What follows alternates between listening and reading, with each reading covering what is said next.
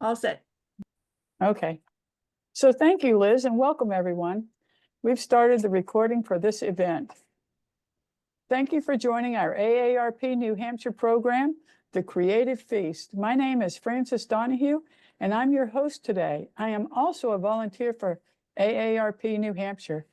The recording for today's virtual event will be available in a few days at https://AARPNH1. If you have any questions, please put them in the chat.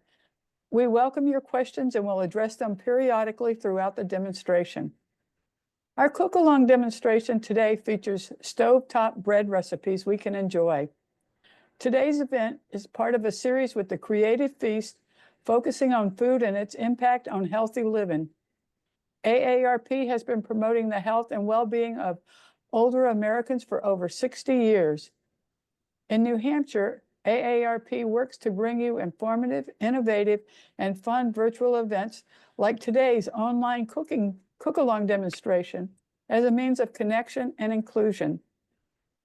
AARP has numerous free healthy living resources on its website, which include staying fit, wellness, and longevity, information on healthy eating, as well as staying sharp.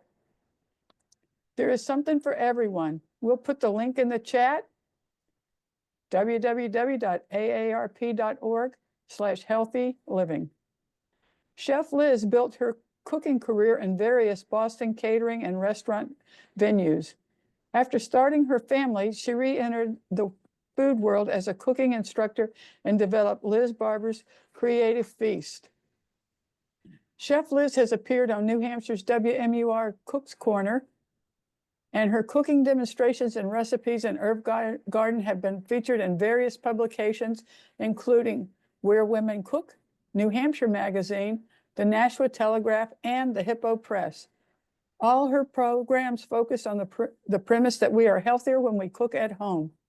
We hope you enjoyed today's program. Liz, turning it over to you. Great. Thank you so much to AARP New Hampshire, and welcome to everybody from across the country. We have, let me take a look, 440 of you at this moment have joined us. I think that's one of the highest numbers that we've received of people joining us. Some of you may be participating, so I'm going to go through all of that.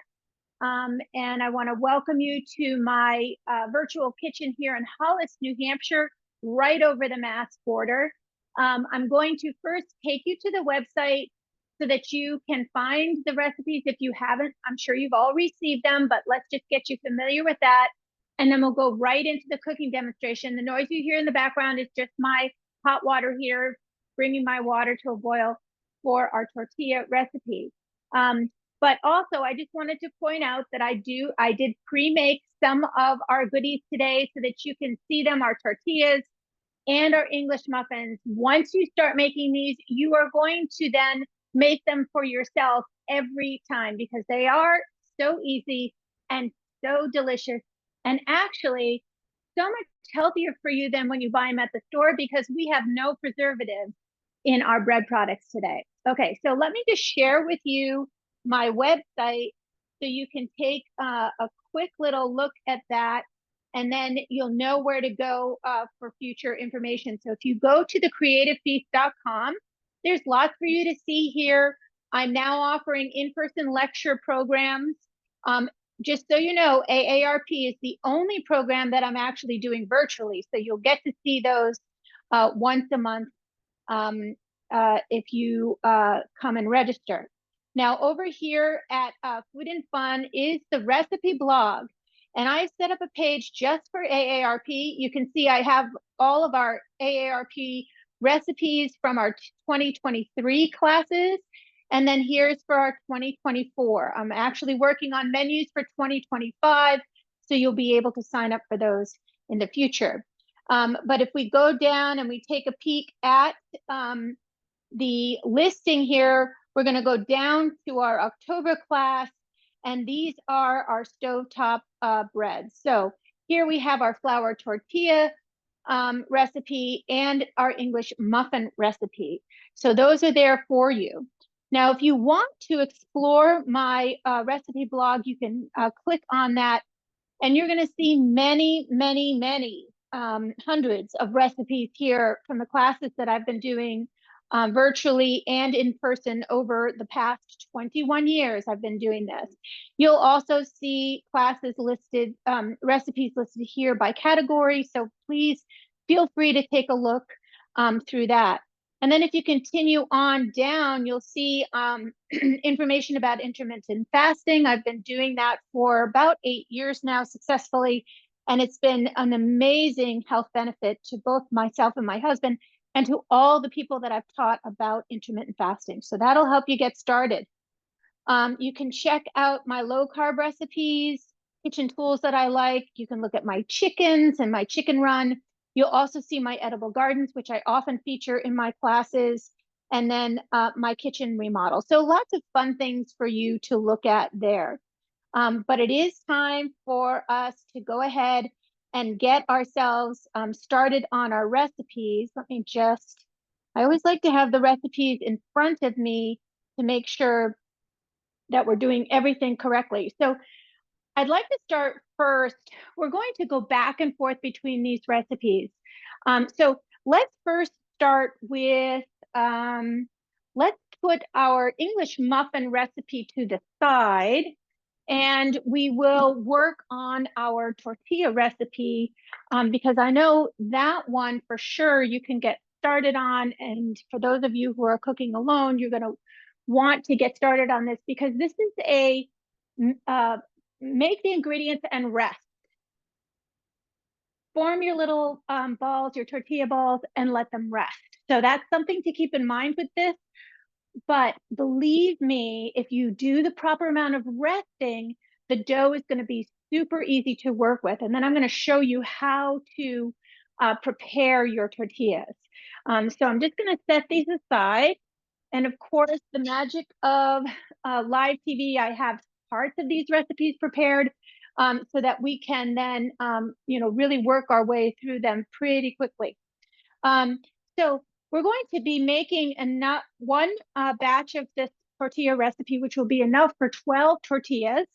You don't have to eat them all. You can prepare them, wrap them carefully in a Ziploc bag, put them in your refrigerator. They'll last for several days. Or you can prepare them and then wrap them and put it in your freezer and then pull them out as you need. So really easy to do. Very simple ingredients here. We have our flour. We have 3 2/3 cups of all-purpose flour. You don't have to sift it or anything like that. This is very simple. We have a teaspoon of kosher salt, or you could use sea salt if that's what you have. And then a teaspoon of baking powder. That's going to give it just a little bit of a rise. And then you want to blend these together. Now you can certainly do this by hand, but I'm going to do the blending in my food processor. Now there is fat in this recipe. I'm using a butter. You can use salted or unsalted.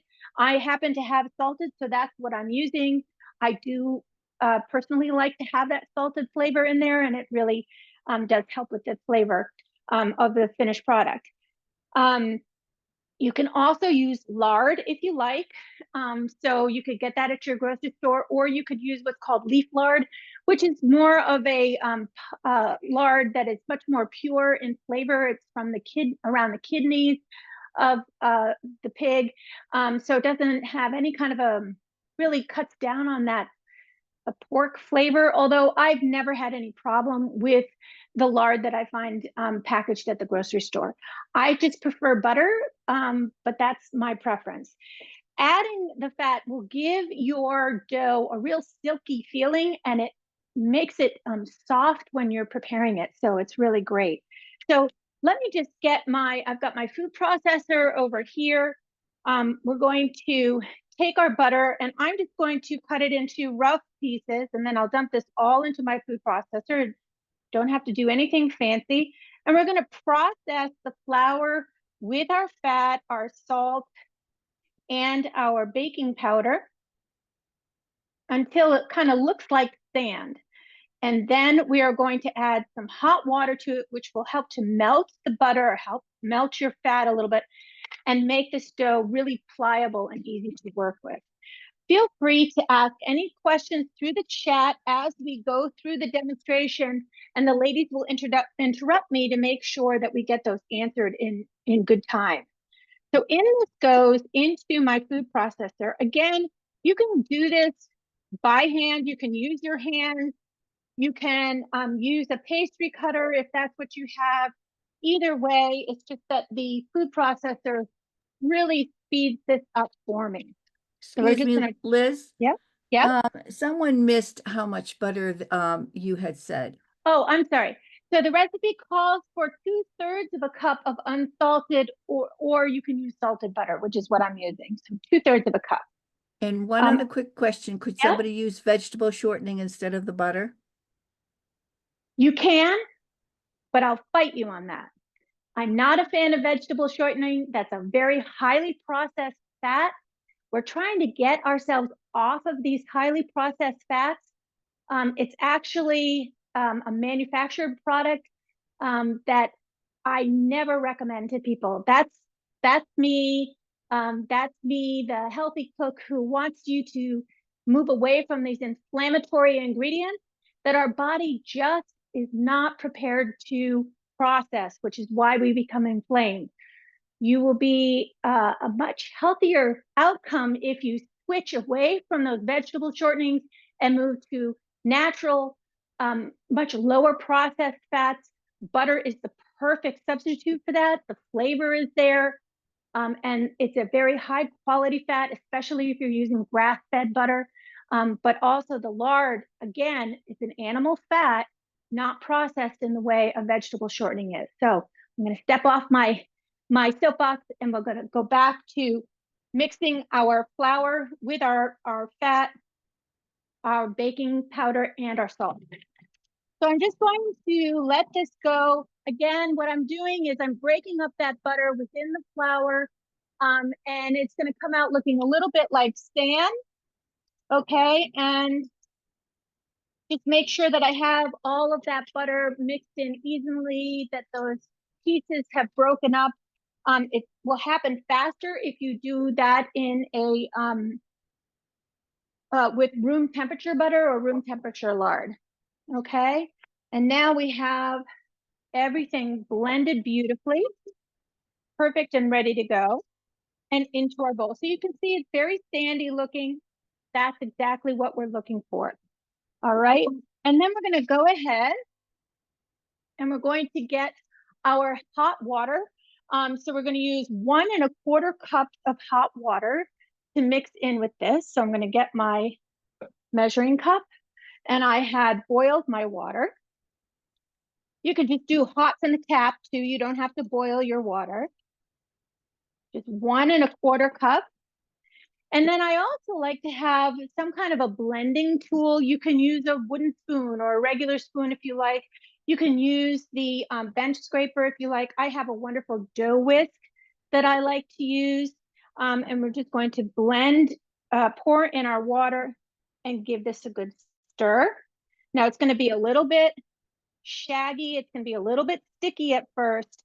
This is a dough that you're going to have to work for just 3 or 4 minutes. And it, the great thing is it doesn't take a tremendous amount of hand strength or arm strength. Sometimes when you're kneading dough, it takes a lot of strength to do it. This is not the case here. So you can see it's very wet dough. All right, and so I'm just going to take it off of my dough whisk here. Liz, we have another question. Sure. We asked if you could use, if you're vegan, what kind of shortening would you use? That's a really good question. I am not a vegan chef. I'm sure there are butter substitutes that you could be using. I don't know if an olive oil would work or something like that. I'm sorry about that. I'm I'm not really versed well in the vegan field, but I know that for vegans, you do have, I'm sure you have some kind of a butter substitute that could be used. And then maybe, just use your warm water and give that a go. Now, And yep. they were also asking what you're doing right now. Would they be able to process that in their food processor instead of mixing it by hand? I worry in the food processor that it will over process the dough, which is not what we want to have. What we're trying to do here is to have the flour absorb our fat and our water. But if you overdo it, it could become too gummy. But you can see here that I'm doing this just very loosely, very easily. There's not a lot of, it's not kneading it, it's actually turning it. So I'm using my hand now, and it's developing that gluten as I do this. Not something you need to take it out and work on your work surface. This is a very easy dough to manipulate. So I would recommend, doing it by hand. And that way you make sure that you get it right the first time. There we go. So I'm going to do this for about another minute. This dough is nice and warm, and you can see it's holding together, but it still is kind of very moist. Okay, so don't worry that you've done anything wrong. You can see that my fingers are pushing down into the dough. I've got a lot of the fat right on my hands. It's working out just as it should. And then we're going to let that dough rest for 20 minutes. And then while it's resting, I'm going to shift over to making the dough for our English muffins. Now, if you plan to cook along with me and you followed your recipe thus far for the English muffins, you will have already made your dough. And I'm just going to explain that. But if you haven't, don't worry. You can prepare the dough with me, follow along with the recipe as I go along, just watch, and then you're going to be able to do this just fine on your own. Okay, now we've kneaded that a little bit for about 3 to 4 minutes. We're going to go ahead and I'm going to cover this and I'm going to let it sit for about 20 minutes. I'm just going to put a timer on to make sure that I don't under rest. Resting is really key in this recipe to making this come out, and it'll be easier to roll, easier to work with. All right. Now, I want to switch over to the English muffin recipe because I want to show you all how to make this dough. So for those of you who have been cooking along with me for the past couple of years, you may remember making this 5-minute a day bread mix, this no knead bread recipe. And if you look at your recipe, you will see that I've given you the links to the full recipe, along with a link to the website and a quick guide to help you prepare the dough. But if you haven't done that so far, it's so easy. I don't want you to worry about it. It's super easy to do. Now, one thing I always like to tell people, the beauty of this recipe is that it's no fuss. You really can't make any mistakes with the blending of the ingredients. So the base recipe for your artisan bread in 5 minutes a day is always the same. It's 6.5 cups of all-purpose flour. When you're measuring your flour, you're simply scooping your cup in. You're taking the back of a knife, shaving it off the top, and that's how you count out your cups of flour. So this is 6.5 cups of flour, all here in this container. Could you make it in a bowl? Yes, you can, but you want to make it in a container or a bowl large enough to allow it to rise. Now this dough, we're going to stir it first. We're going to bring it together. There's no kneading whatsoever. And then you're going to let the dough itself rise for 2 hours at room temperature. And then you're going to set it in the refrigerator. Now, the easiest way for you to do this is on the recipe I've provided for you down on the second page, you'll see I have Liz's quick guide. So what I want to do is I'm going to, I want to share this screen with you. Let me get myself over to that. And we're going to share a screen. And I'm going to click on this, see if that comes up. There we go. So here's your English muffin recipe that we provided for you.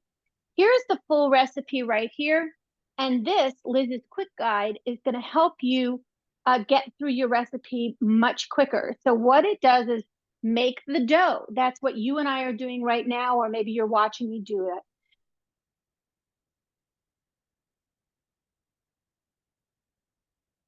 Of course, salt, I use a kosher salt. 3 cups of water that's lukewarm, and 6.5 cups of flour. Then it tells you if using the King Arthur all-purpose flour, add a 1/4 cup of water if you need to. If using bread flour, it said there are little notes there, okay? Then it explains to you the dough rise, which I'm going to do with you, and I'm going to leave it to rise for 2 hours at room temperature.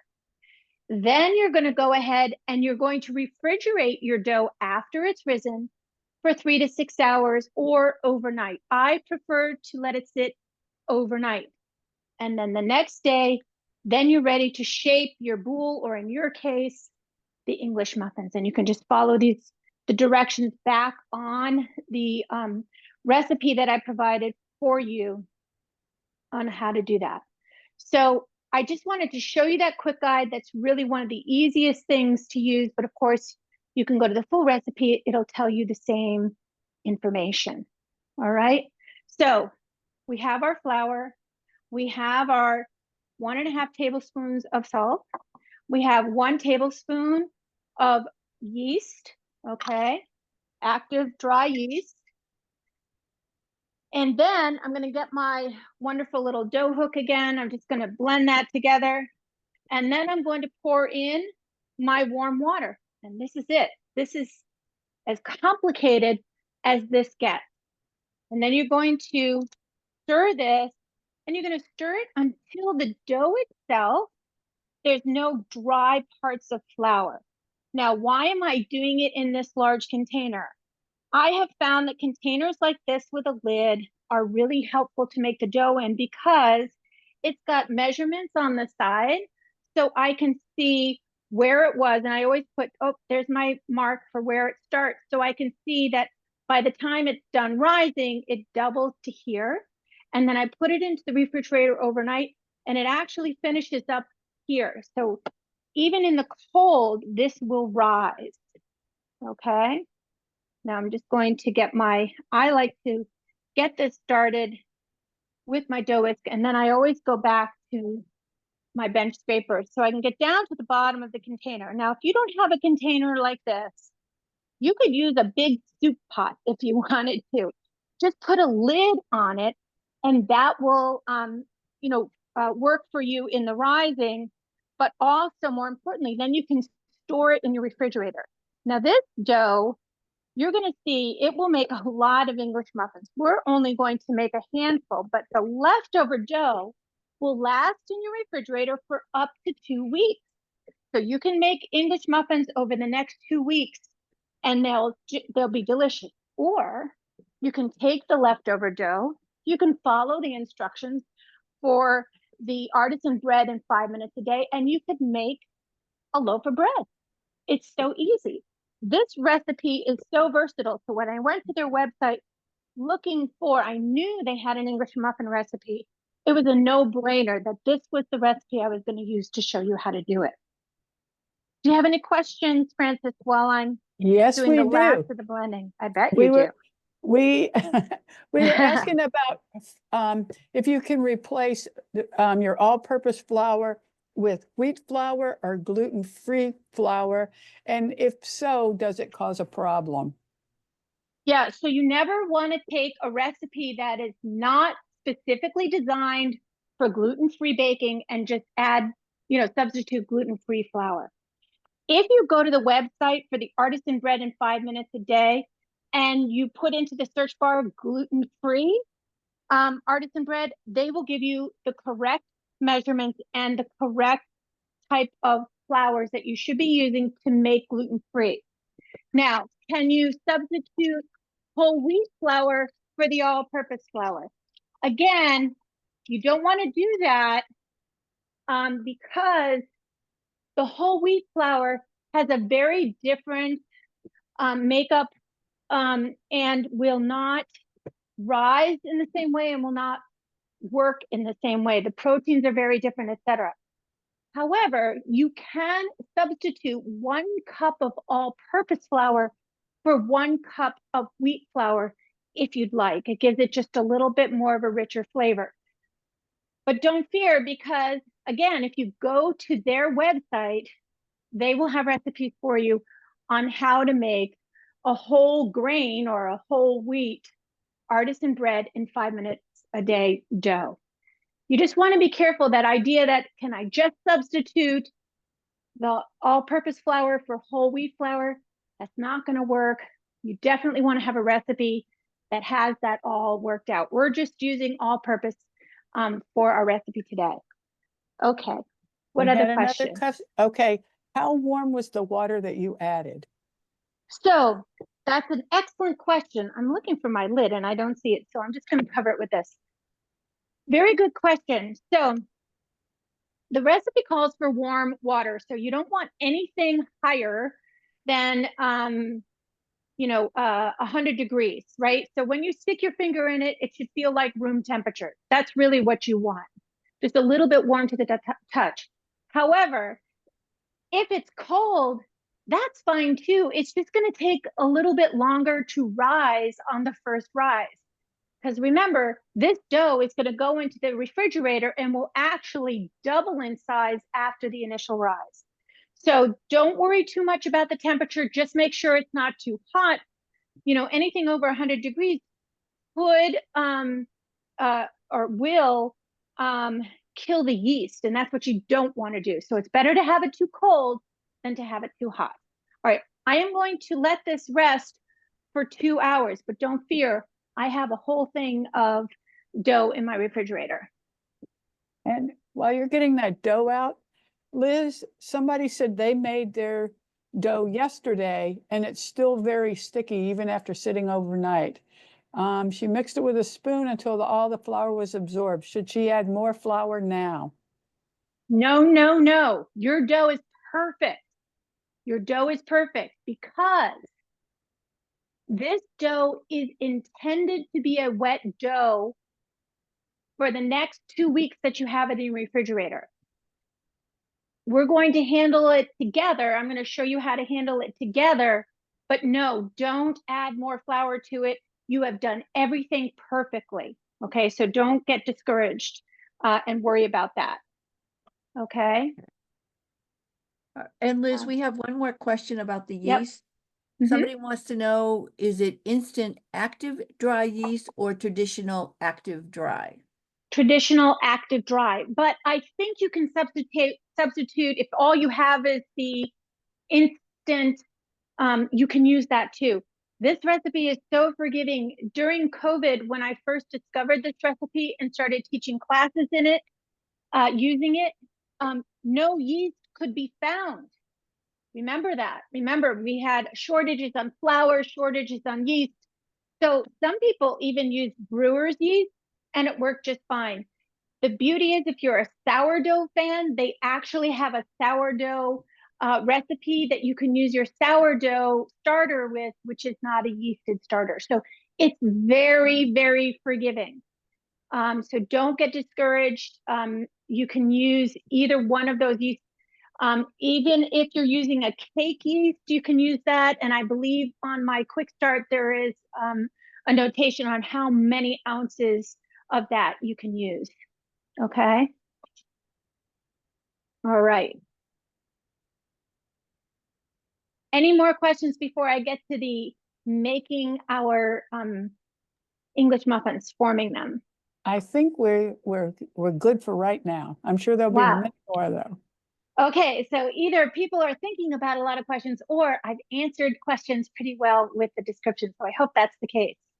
So just to catch you up where we are right now, we have our tortilla dough that we already made is resting. We have about another 10 minutes for that to rest. And then we'll form our little tortilla, the balls for our dough, and we'll let them rest again. Right now, what I'm working on is I've showed you how to make your English muffin dough, the artisan bread in 5 minutes a day master recipe. We've combined our flour, our salt, our our flour, salt, yeast, and our water. We've mixed it, and now it's sitting on my counter for the next 2 hours at room temperature to do its first rise, and then it will go into my refrigerator overnight to do the final rise. Okay. If, like my friend who was just communicating with us, who just chatted, you made your dough ahead of time, this is the time to begin to form it into our English muffin shape. Now, I saw a lot of recipes where it called for English muffin cutters, et cetera, et cetera.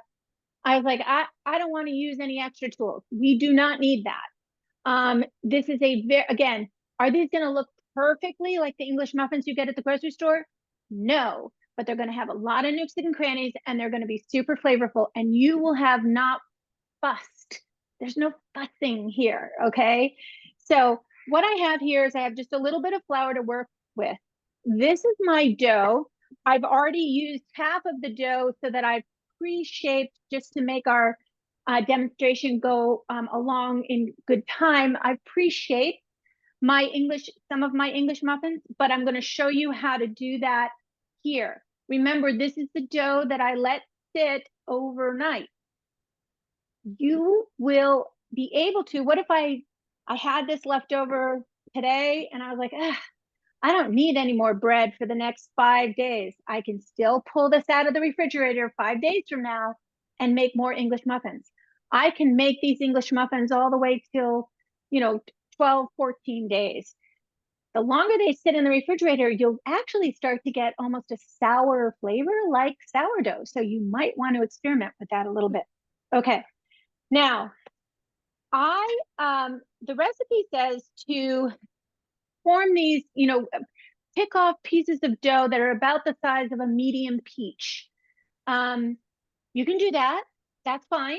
I have gotten into the habit of using my kitchen scale.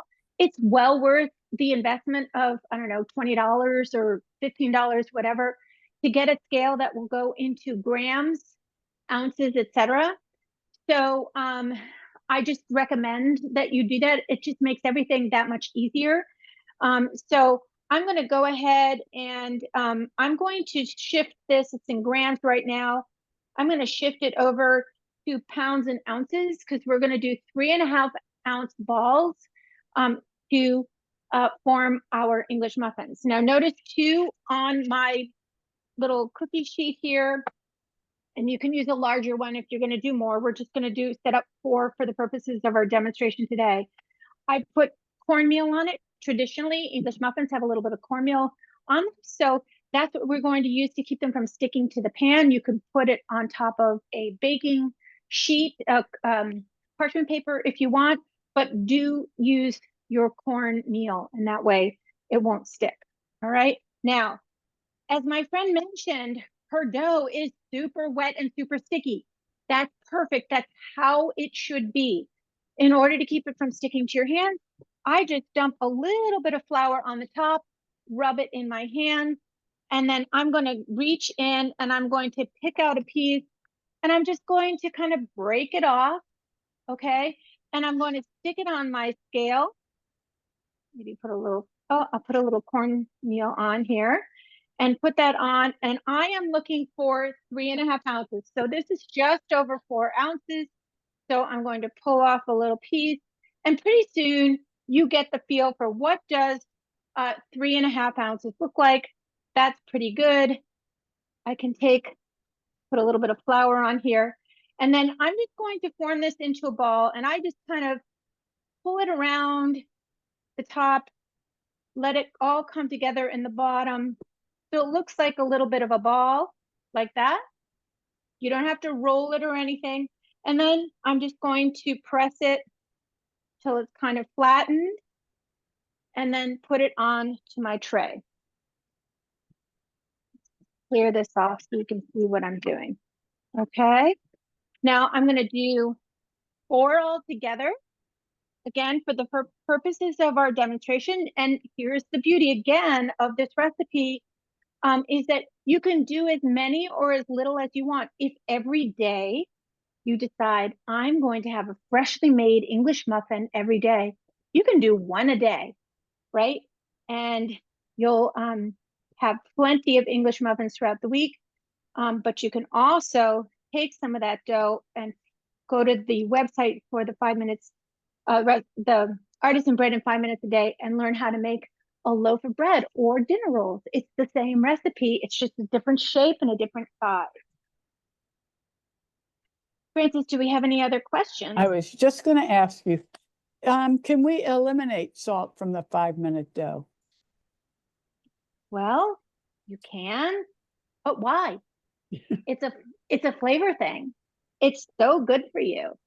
Salt is actually one of those ingredients that, you know, of course, if you have doctor's orders to cut down on your salt, you want to pay attention to your doctor. But, you know, our bodies need to have salt, and the flavor, you don't have to have a lot to have the flavor. Remember, 1 tablespoon of salt, this will actually make 4 loaves of bread, this full batch, or several, you know, a dozen or so English muffins. That 1 tablespoon of salt gets spread out over many bread products. So I always like to help people learn more. So if you're interested in learning more about salt, definitely check out on my website. There's a book called The Salt Fix, which talks about salt in our bodies, and how much, you know, our bodies are so ready to eliminate extra salt too. But like I mentioned, always follow your doctor's orders. But for me, flavor matters, and also just understanding more about my body. All right, let's make my last one. What else do you have, Francis? Okay. So how you're shaping those, could you use rice flour instead? Rice flour for shaping? Yes, you Yes. can. Yep. And actually, I'm wondering if the person who asked that, if you're a sourdough baker, because oftentimes with sourdough recipes, they recommend like a rice flour, because it doesn't, I think it doesn't have the same gluten content. So it doesn't, oh, I'm just going to make a last one. I only have a little bit of dough here. So this is coming out to be about close to a dozen of these. So I'm just going to go ahead and make 1 big one. I know my husband will love that. Let me just weigh that out. Almost 2, but he'll have that big one. So yeah, if you're going to actually shape your dough, the rice flour is a nice thing to use. Okay. We had another question that said, they did the muffins and they really had a mess and they couldn't really shape them into balls. So what do you think they did wrong? I really don't know. Did your dough seem wet like mine? Did you put a little bit of, I mean, you should have let your dough sit overnight. The longer you let it sit, the easier it is to handle. So that may have been the issue. Now I'm going to let these sit. I believe I'm going to let them sit for 30 minutes. So these are going to sit. And we're going to, oh, we're just about ready. We can go ahead and take out our tortilla dough. Okay. And Liz, we had one more request Yeah. that At the end of this, can you show us again where that chart was that you put up? You don't have to do it now, but just at the end. Oh, yes, go. It's super easy to answer. If you go to the English muffin recipe on the second page, you'll see where it says full recipe, and then it says Liz's guide or something like that. But Francis, remind me, and I'll share my screen with that. Okay. All right. So we've let this rest. Now we're going to split our dough into 12 pieces. Now, there are a lot of ways that you can do it. You could just cut out 12, divide this into 12 separate pieces if you want, or you can do what I suggested, which is to get yourself a scale, right? Just going to put this on here. This is very wet, which is fine because we still have another resting period. So now I'm moving over to grams, and I'm going to weigh all of my dough. So that is 895 grams.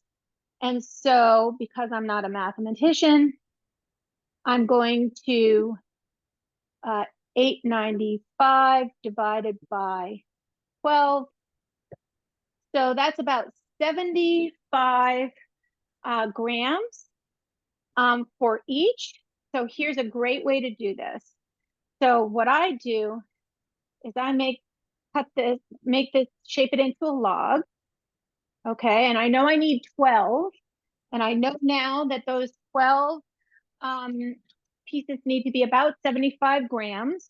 So I'm going to cut this in half, and then I'm going to cut this in half, and then I'm going to cut this into 3, and this into 3, and then I'm going to weigh each one and see how I do. Okay, so this one weighs out to be about 77, pretty darn close. I can pull off just a little bit and add that. This is my extra pile. Then I've got this one, that's 77. There we go, 74, close enough. Okay, so it doesn't have to be exact. Get it right in the ballpark. That's 84, pinch this off, 76. So far, we're doing just fine. 77, pinch off a little bit. So looking for, I just weighed the ball out initially, and now I've got it into grams. Here's my last one. That's 87. So we're going to pull these off. 75, perfect. Okay. Again, for the purposes of the demonstration, I'm not going to go through all of this dough because I've already got some set aside, and I'll come back to this after the class. So now I want to shape these into small balls. And I'm just going to grab another baking pan. And I like to use parchment paper so that they don't stick. We're going to let our tortilla, these balls, rest for another 20 minutes. But don't worry, I already have some that have already rested. And so again, I'd like to do it like I did those English muffins. I just pull it over the top and let them sit like that. Okay. Liz, we got a And form these question balls. quick. Yeah. So they said, you know how you did with the English muffins, you could do one every day. Could you do that with the tortillas as well? Or do you need to do them all at one time and then put them in the fridge or the freezer? Yeah, you got to do it all at one time, but you could do a half a recipe. You don't have to do the whole recipe. It's a pretty easy recipe. So you can cut it in half and then just make one half, one time, and then another time, again, just make half of the recipe, and then you're just going to have 6 of these tortillas. So that's fine. Oh, this dough is so lovely. It's like soft like a baby's skin. I was going to say bottom, but I don't think you want to know that. Okay, there we go. Okay, so there are our the dough balls, and then you're going to cover them.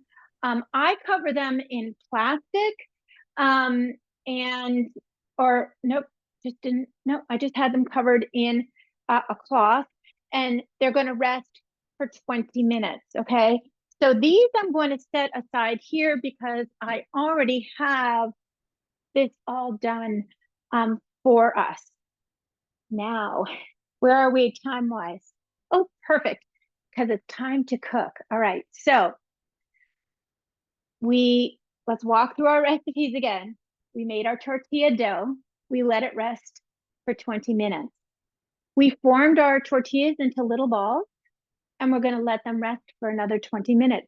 Don't skip these rests, because the resting makes it so that they're super easy to roll out. So those are ready to cook off. The other thing that we've done is we've gotten our English muffins already into the English muffin shape that we want, and we're letting those rest for 30 minutes. But of course, I've already got that all taken care of. So now we're down to the point of cooking. So we're going to move over to the stove, okay? So why don't we do that in the meantime, just so you're not looking at a blank screen. I'm going to show you, these are the tortillas that have rested already for that second time. And then these are my English muffins. Now they did spread, don't be discouraged. They did spread, but I did them a little bit earlier, so they've probably been sitting out for an additional half hour. So don't worry about that. When you go to do it and you've let your muffins sit for a half hour, they shouldn't spread as much. But if they do, again, don't worry, because the steaming is going to pull them all together. All right, so let's step over to our stove. Notice here I'm using cast iron.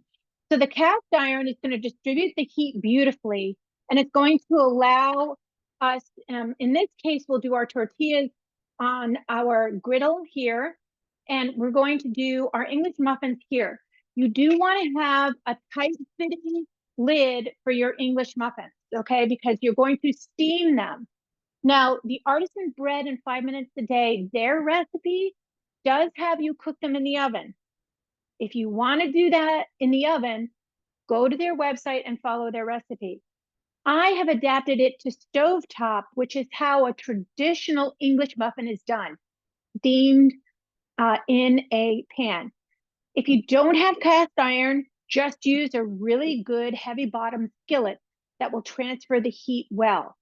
Both of these you want to preheat, okay? So for the tortillas, we want to preheat them over a medium heat for about 5 minutes. So that's going to give them, if I can get this lit, I don't know why this is suffering, it's really struggling. Let's see. Oh, I gotta use my handy dandy lighter here. Get this lit. Sometimes my range is going to be just a little bit fussy with me. I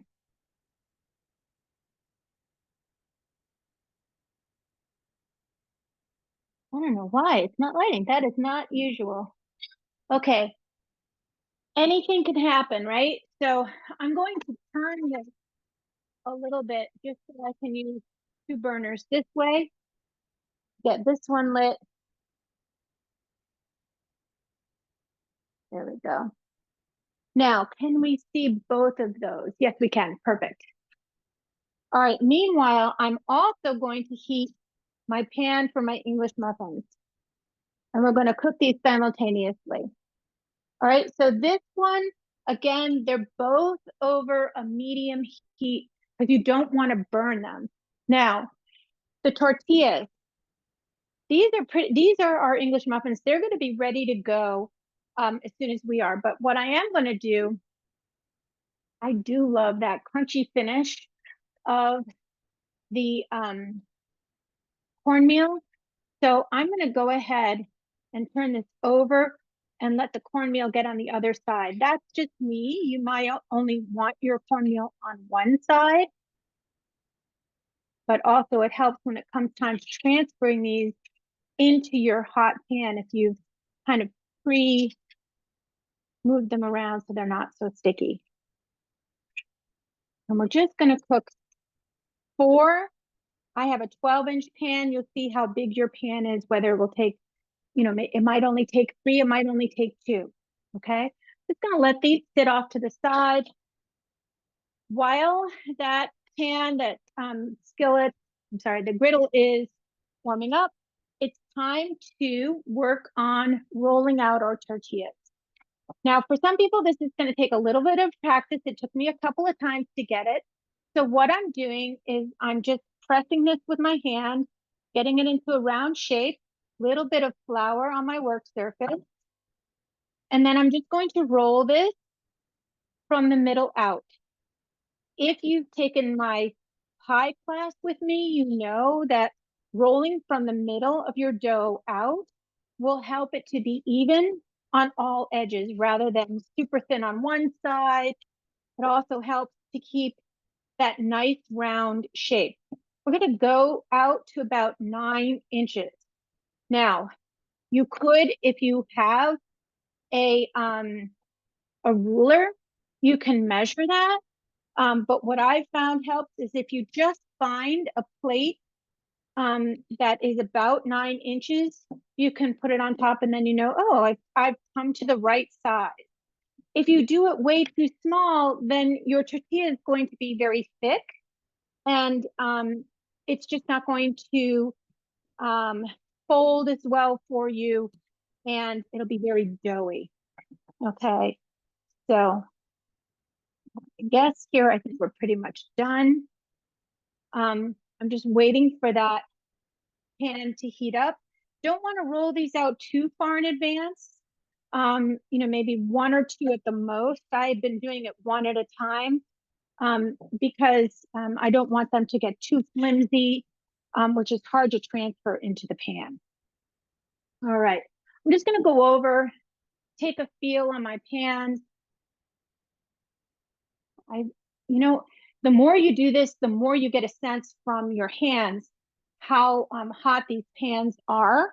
I'm going to lower the temperature down a little bit. Again, we're going to go on a medium flame here. I'm going to go ahead and put my English muffins in.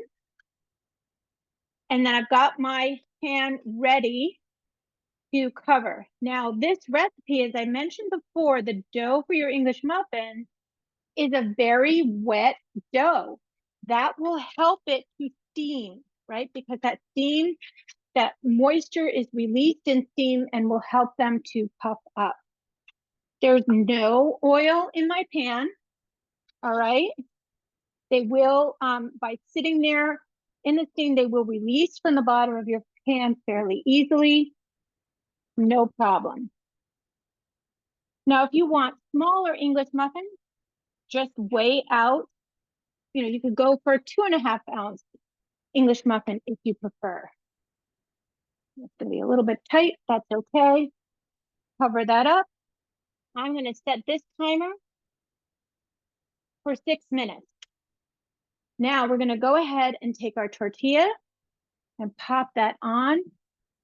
Again, no oil, all right? And that heat is you're gonna start to see that tortilla puff up. It only takes about 45 to 50 seconds to make your tortilla. You know it's done when it's got those wonderful brown specks. And then you're going to turn it over onto the other side.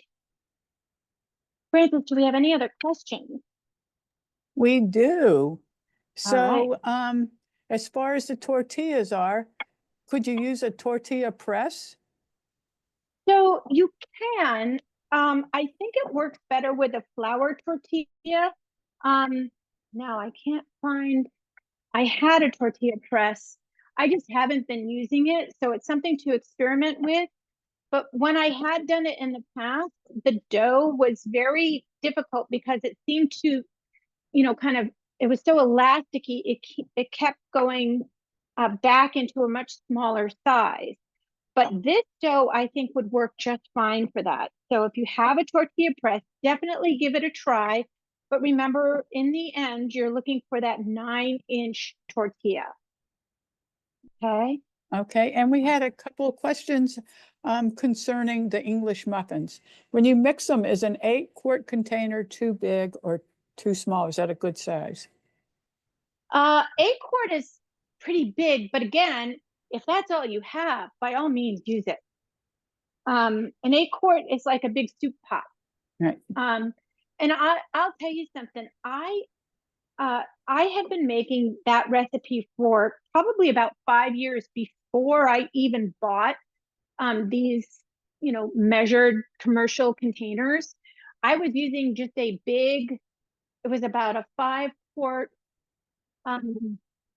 juice container, to make juice or lemonade in, with a lid. That's what I was using for several years. So you can be very creative. All you need is a vessel that's at least 4 to 5 quarts and has a lid. That's it.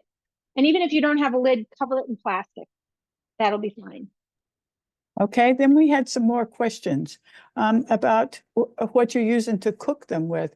Could you use an electric skillet, a Dutch oven, a ceramic, something that's ceramic to cook those in? You can, yes. As long as it's got a nice, heavy bottom. It's not, a flimsy pan, because the heavier bottom pans are going to distribute the heat much better. And you don't want to let these, if you use a very thin pan, the pan could get too hot all of a sudden. So you want to use a really good quality pan. But I think you could definitely use a Dutch oven or an enamel, cast iron enamel pan. You can certainly use an electric skillet if you want. You might actually have really good control with the heat in that case. Do you see how beautifully this is? This puffed up. You can actually poke that if you want and it'll lie flat, but there is our first tortilla. Perfect. Any other questions? You're good for now. Okay. Now this one is on a lower flame just because it's a different size flame. So I'm just going to turn that over. I'll turn that flame up. But you can see how beautifully those are coming out. We've got about 3 minutes left on our first turn of the English muffin. So we're just going to let that rest. Now this one you could see nice and brown here. This is looking perfect to me. And then flipping over. Boy, isn't that gorgeous? Really beautiful. So we're going to let that small here. Going to let that finish and put on one more. Do you see how easy this is? And of course, I had to make a few samples earlier in the day, and both my husband and I have been enjoying them with our eggs. So that's really a nice treat. And now, I love the idea that I'm making it myself. There are no preservatives in this. And I know that, I built up one more skill to prepare, food, especially what if you don't want to turn an oven on? If you've got, a hot day out and you don't want the oven on, you can still bake something using the stove top. All right, I'm just going to do, this will be the last one I form. And then I'm going to turn our English muffins, but I've already prepared a couple and I'm going to show you, of course, the perfect way to cut open your English muffins so that you have those nooks and crannies that we all love. And then you will toast your English muffins. And I like mine nice brown and crispy. And then they get some butter and jam. I had a friend who wasn't feeling well today, so I scooted over to her house with some chicken soup that I had made and 2 of the English muffins that I made for you earlier. And she is all set and very happy and feeling much better. So that is a nice treat to be able to take to somebody. Okay, let me take, oh, look at how gorgeous that is. Take that off, put on our last one, and I'm going to show you our English muffins. And we are, boy, we finished this class right on time. So look at those, beautifully steamed. Turn these over. Wonderful. You see how nice and big they got? These could even be smaller. But you can see how the steaming did a wonderful job with these. They're not perfect. They could be better. The more I do them, the better I get at them. Cover that back up. I'm gonna set my timer for another 6 minutes. We're gonna go ahead and I'm going to put into my English muffins. Where are they? Here they go. So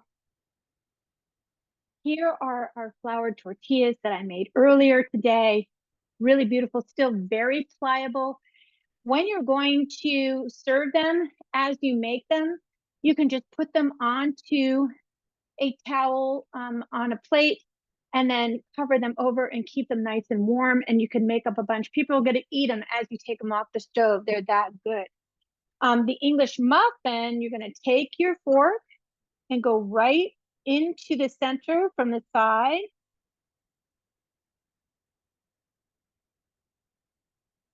And once I'm done with this class, this is going to go right into my toaster. I've got my favorite raspberry jam ready and a nice grass-fed butter. And that's going to be my treat for the day. Actually makes a nice dessert too. Don't always have to have a dessert. You can have something that's nice and sweet that you've made. Liz, we've got a few questions. Yeah, but first, look at my nooks and crannies. Isn't this perfect? Beautiful. You see, you're gonna love this recipe. Okay, go ahead. I'm ready for your questions. Okay, so can you use your English muffin mix to make, how do you say the word, bully loaves? Boules. Bulls, yes. Yes, yes. Actually, that while I'm just gonna roll some more while we're talking. Yes. So the recipe for the English muffins is the artisan bread in 5 minutes a day. It is their boule recipe, right? Here, I'm going to let me. All right, I want to share my screen again. Let me just grab this.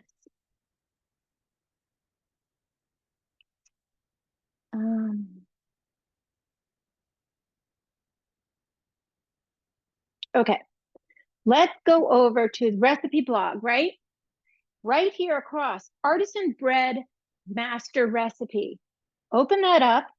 For those of you who want to go beyond the English muffin, go back to their original. First of all, this is the book I got that recipe from, but you can go to their website.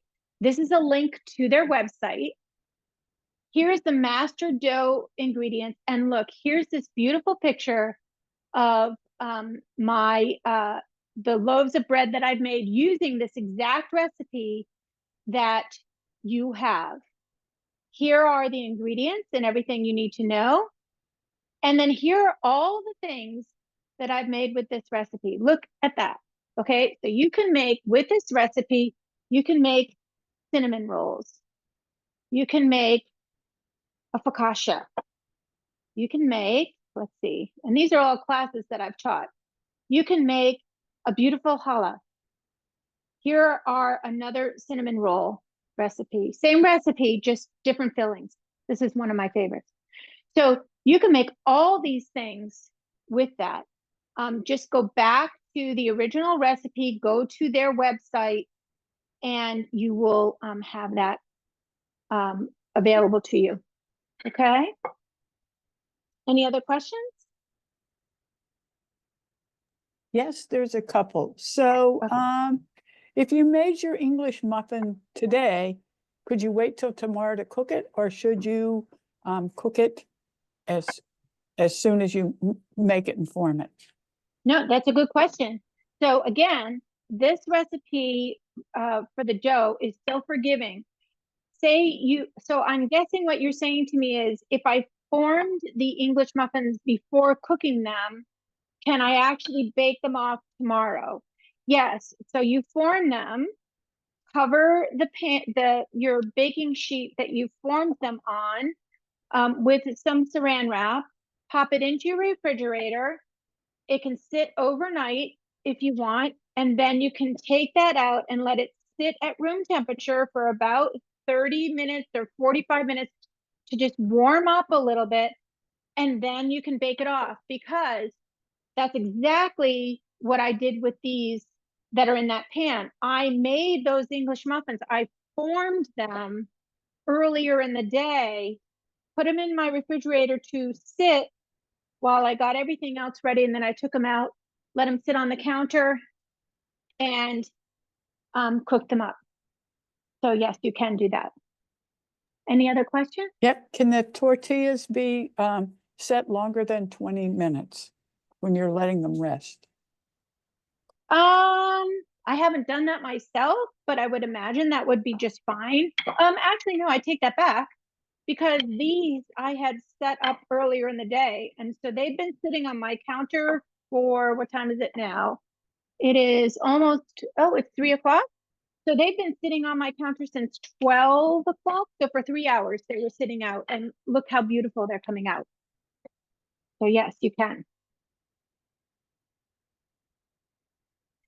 We have time for a couple more questions. And the tortillas, can you swap 1 cup of flour for 1 cup of wheat flour?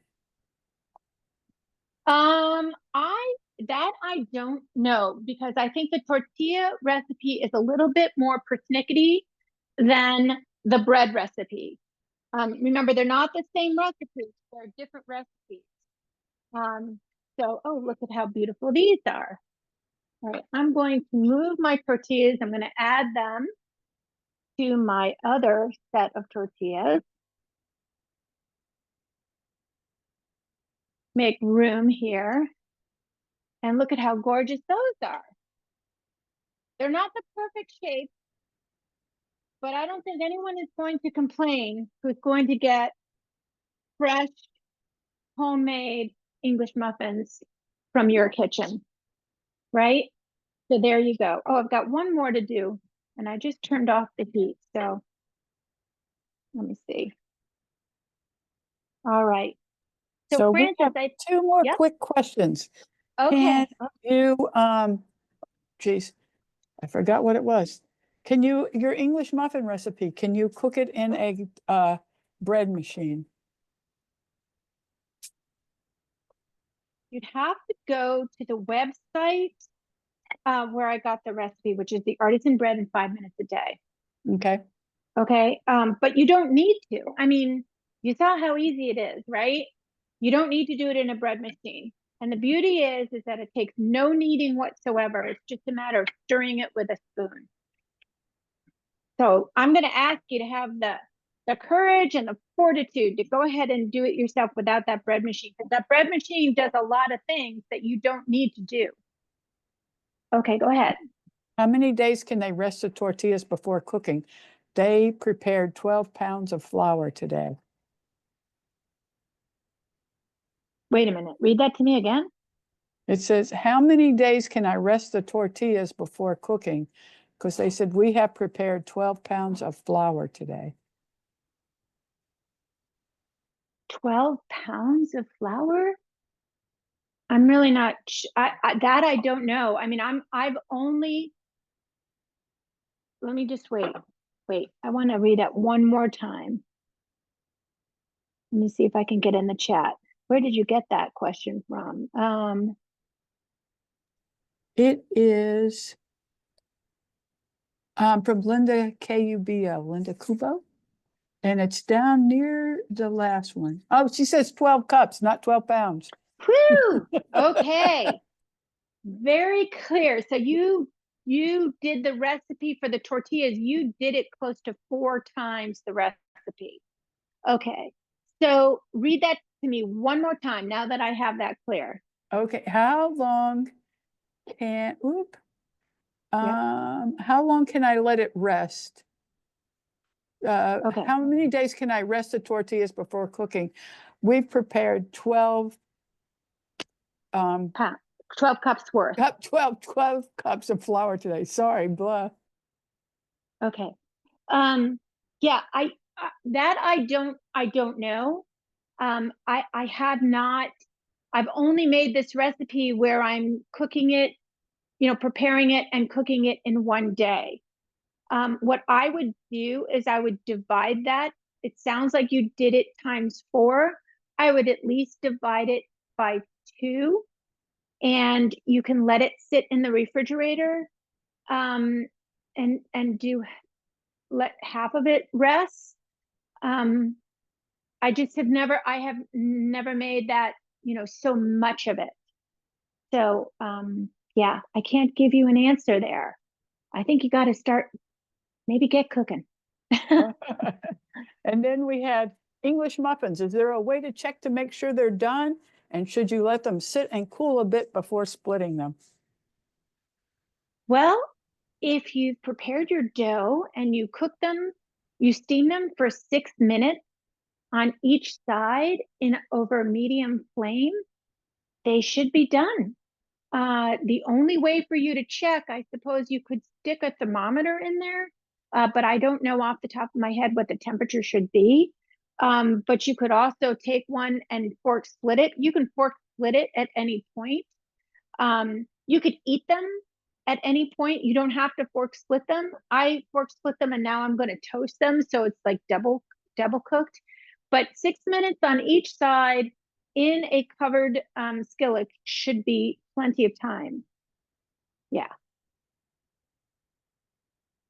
Okay. You were going to Okay. show us that chart, and then we'll do our Oh, ending, yes. if that's good for you. Thank you. Okay, so let us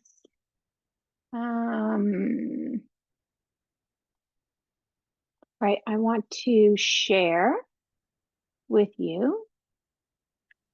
So Liz, while you're doing that, someone wants to know if this can be done on an electric coil stove as opposed to your type of stove. Oh yeah. Yep, you just want to have a good pot, pan, a good quality heavy bottomed pan to cook it in. But yes, you can definitely do it on an electric stove. Okay, so this is the guide. So again, if we go back to our recipe right here, you've got the first page, and then if you scroll down, here's the actual recipe.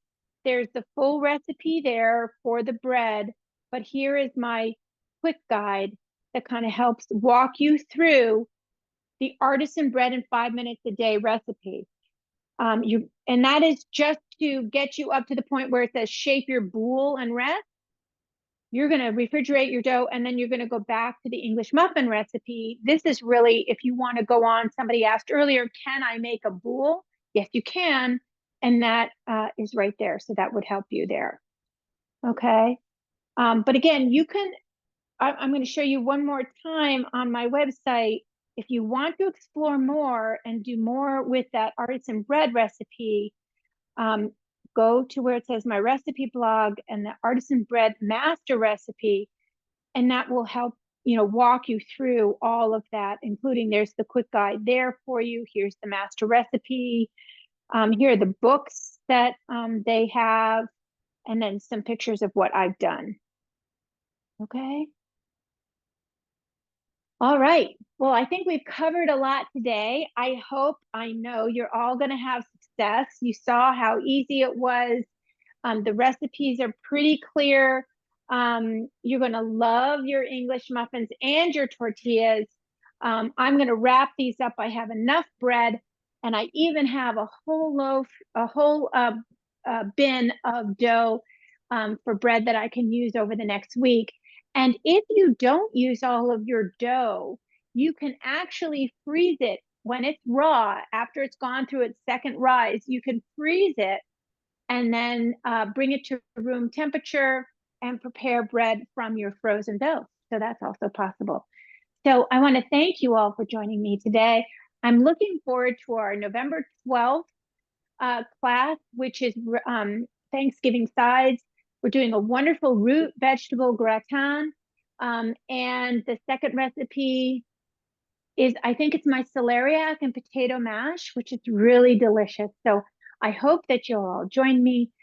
In the meantime, I hope that you are enjoying this beautiful fall weather wherever you are in the country. I want to thank AARP New Hampshire for inviting me back. We're going to do this again in 2025, and I'm looking forward to more and more classes with you. Have a wonderful day, everybody. Ladies, thank you All so right. much for your help today. Well, thank you, Liz, for today's lesson and cook-along demonstration. Today's cook-along demonstration is one of the many upcoming virtual event offerings provided by AARP New Hampshire. Please visit aarp.org/New Hampshire to learn of our other virtual events, which include gentle yoga and educational webinars. If you're interested in volunteering for the AARP New Hampshire community team, contact us at nhaarp@aarp.org. As Liz said, our next cook-along will focus on Thanksgiving sides. So join us on November 12th at 2 o'clock for this fun class, and you can register for this class at aarp.org/New Hampshire. Thank you, Liz, and we will see you next month.